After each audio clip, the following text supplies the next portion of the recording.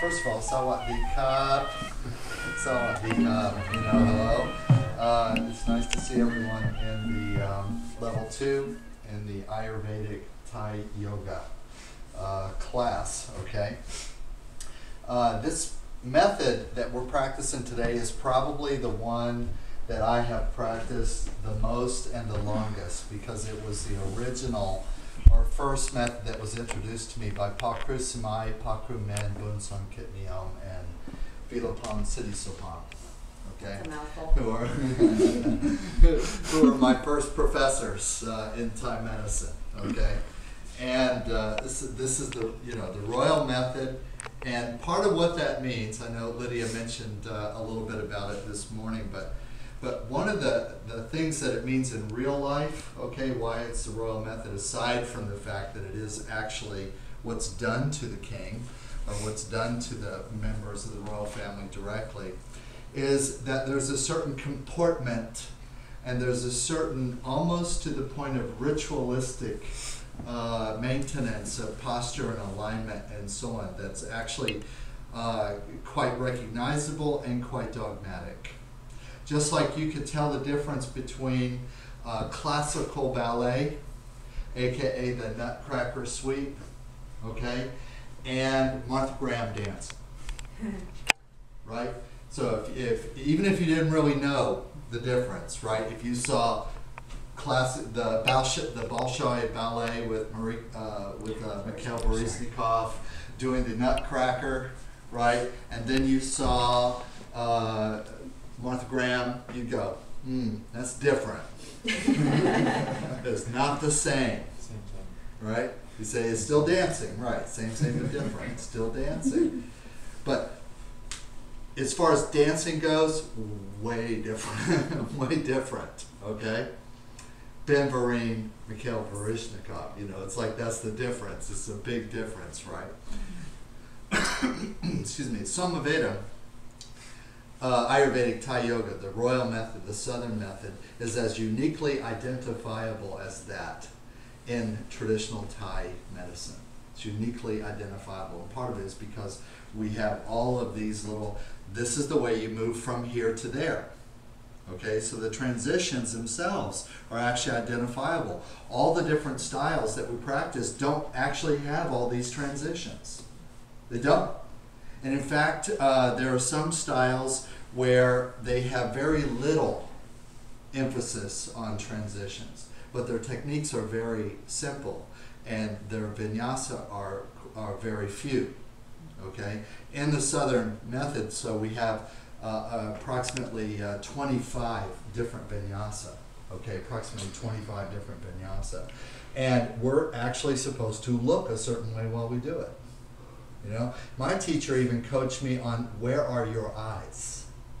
In other words, there were points in the technique as we're flowing where you are supposed to look over your shoulder and nod your head. Literally, supposed to look over your shoulder, nod your head. Or you're supposed to clap 3 times and take a breath before you move, and so on. Very, we'd say it's kind of ritualistic, right? Kind of ritualistic.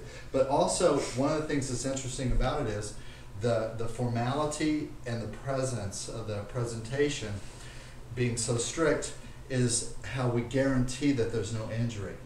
Because, for example, in the past, in fact, up until about the early 1800s, if a lay person, in other words, a person who was not a direct family member of the King of Thailand or of the royal family, you're not a blood relative, and you accidentally bumped into or touched, quote unquote, the royal person, okay, the royal person, you and your whole family would be put to death. Wow. Summary execution. There were men who followed the king with big swords just to make sure that if somebody accidentally bumped, and in fact, if he was in a public place, you were not allowed to look at him. In other words, you couldn't make eye contact with the king, because that was considered treason.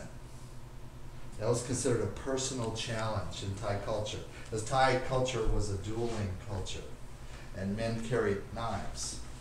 And if you insulted someone in public, you had the right to defend yourself and or kill them, and whoever won was right. Okay? That tradition continues till today in Burma. Okay, it's why Burma is plus and minus one of my favorite places. I love Burma, but I don't like that whole like public dueling summary execution thing. That just doesn't appeal to me, okay? Well, Thailand had that up until the 1800s. The King of Thailand, very, very strict for the royal family. Now, what do? You have a royal family member who gets sick. And the doctor is not family. The therapist is not family. The midwife is not family. What do? Got some back pain, got a migraine, you know? What are you going to do? You have to create a special dispensation for the people who will be allowed to touch the king. Literally a special category of persons, literally identified as someone who can touch the king. But it doesn't mean that you can just rustle their feathers. You know, that you can just go up to him and go, look what I can do, mess up his hair. It doesn't mean that you can just be any way. In fact, the way was, if you were going to work on the king, right, there was a ritual. In other words, how you approach the mat.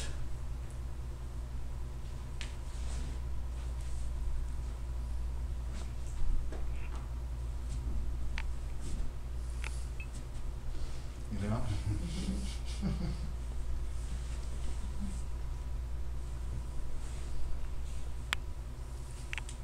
Do your Y crew.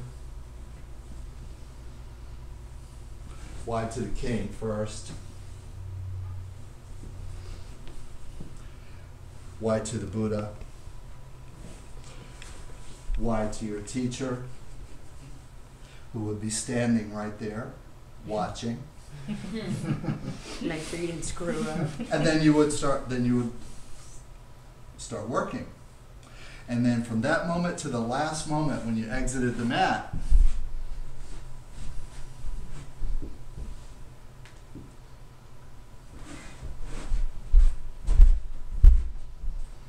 everything under ritual, under protocol, right? Our style was that style. We were those guys, okay? So in moving around, that's why it's not just like, well, you can just kind of whip it over here and get it over there any old way that you want. Even though, I want to say, having studied many styles, right, that there's some variation on how you can do movements, even in traditional schools. But in the royal method, there was no variation. You see? Because there was like the right way you touch the king, and there was the way that might get your head chopped off.